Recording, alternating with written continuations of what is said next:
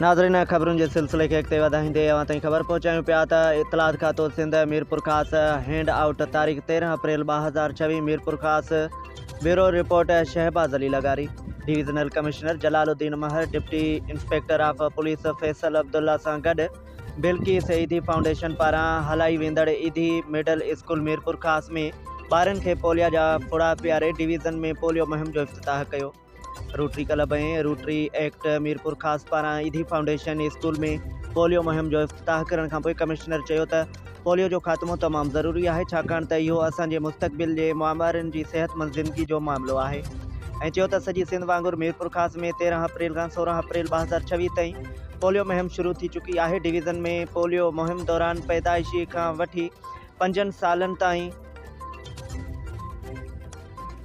10,12,560 ॿारनि खे पोलियो खां बचाव जा फुड़ा पीआरण जो हदफ़ मुक़ररु कयो वियो आहे, जॾहिं त मीरपुर ख़ासि ज़िले में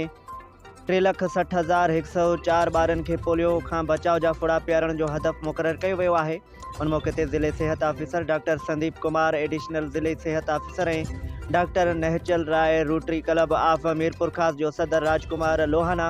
secretary Shahbaz Usman, Rotary Club of Mirpur Khas जो